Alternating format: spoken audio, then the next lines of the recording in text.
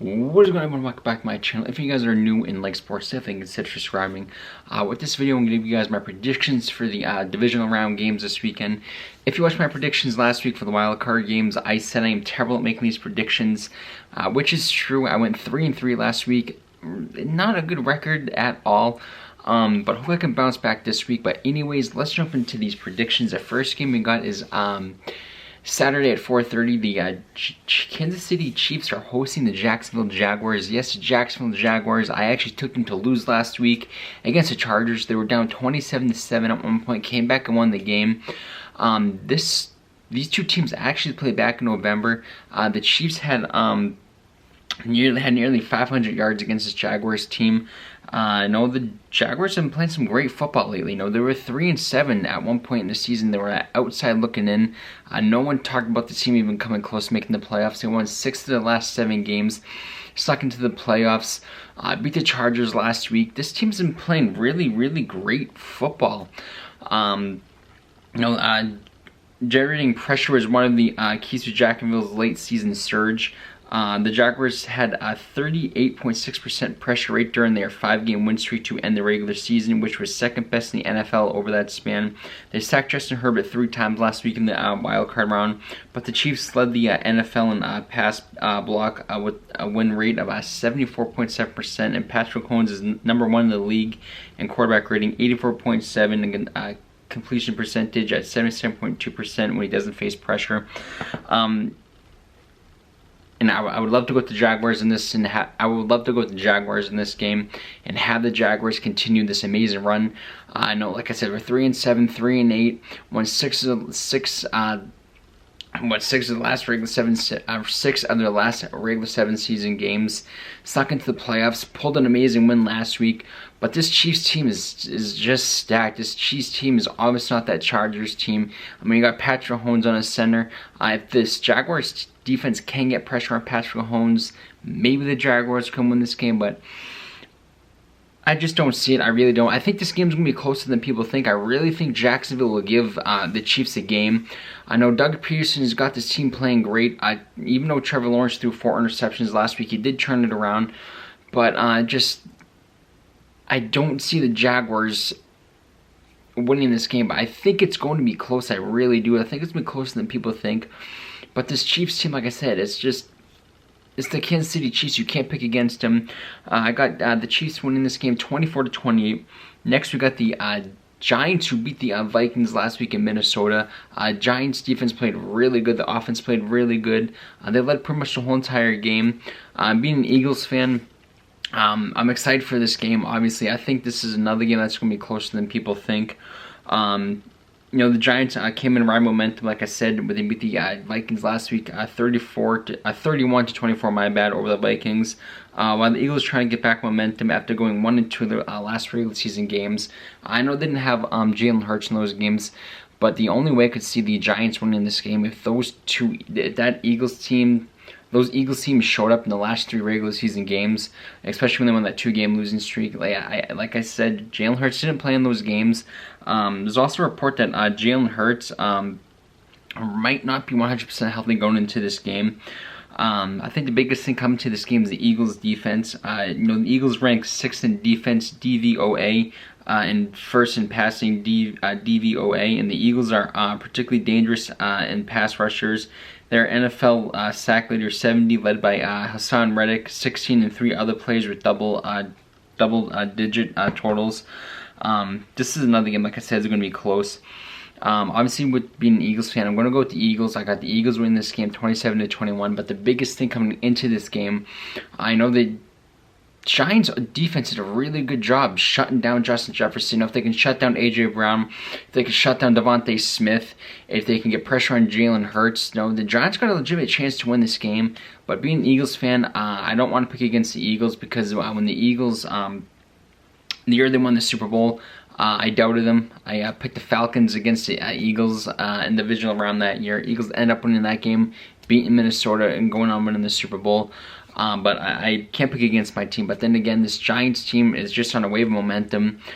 This is a team I didn't think was going to be at this point in the season, or or even make the playoffs. But no, Brian Dubal has been doing really a fantastic job with this Giants team.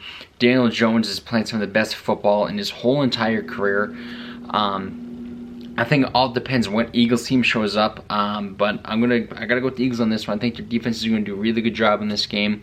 But like I said, this Giants defense to get pressure on Jalen Hurts and shut down that Eagles offense, and the Giants got a legitimate chance to win this game, but I can't pick against my team. Then for the Sunday games, we got the Cincinnati Bengals going to Buffalo. We all remember what happened with Damar Hamlin just 3 weeks back. He suffered cardiac arrest, and thank God he's doing much better. He's actually going to be on the Bills sideline for this game. I think that's going to give Buffalo, really motivate Buffalo to go out and win this game. Cincinnati may need help putting up points. The offensive line injuries woes continued last week when Jonah Williams went down with a knee injury in the wild card win over the Ravens. Williams and Alex Cooper, another starter on the, was also injured in Week 18, did not practice Wednesday. Buffalo's defense hasn't been the same since Louis and Von Miller, which is actually really big coming into this game. And they've been forced to blitz more than blitzed more than they probably wanted to. Miami exploded Buffalo's secondary with the receiver combo of Jalen Waddle and Tyreek Hill, probably two of the best wide receiver combos in the NFL. Getting 113 yards on 10 catches. If Skylar Thompson can tear up that secondary of Buffalo, who says Joe Burrow can? I mean, look at what Joe Burrow has. Jamar Chase, T. Higgins. You can throw Tyler Boyd in if you want to. Tyler Boyd can have a game here and there. I think this is going to be a really, really good game. Josh Allen has been turning the ball over at a high rate lately. So Cincinnati, if they can get Josh Allen to make the mistakes he does when he turns the ball over, this will be Cincinnati's game. But like I said, this is a coin flip game. This is a really, really tough game to pick. I mean, a lot of these games are coin flips to pick. But I'm actually have this game going to overtime. I have Buffalo in this game 27-24, just due to the fact that Damar Hamlin's going to be on the sideline. He's going to be with his players, getting his players ready. I know you can't go into this game and not be motivated with him on the sideline after what he's gone through. But this is another good game that's, like I said, is going to be closer than people think. I got Buffalo in this game in overtime. Then the Sunday night game, we got the Dallas Cowboys versus the San Francisco 49ers. Once again, this is another coin flip game. This is a game that was really tough to pick. I picked the Packers to beat the Cowboys last week due to the fact that, being an Eagles fan, I hate the Cowboys. But Brock Purdy has passed every test placed before him at this point. But the Cowboys defense represents the biggest challenge for him, and the 49ers offense they really haven't faced a defense that 49ers offense really have not faced the defense like this yet. This is a very big challenge for them.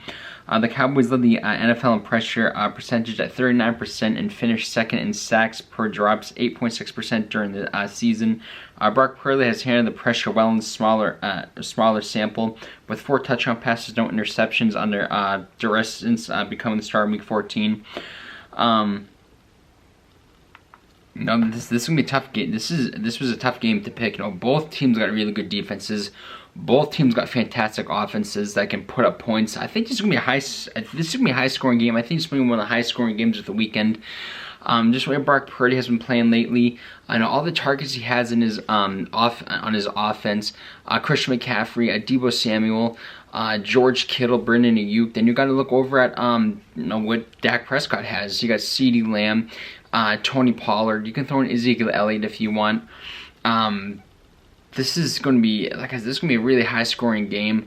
This is another coin flip game, but the way San Francisco has been playing since November, they're blowing teams off the field. They blew Seattle off the field, even though the game was close to start with.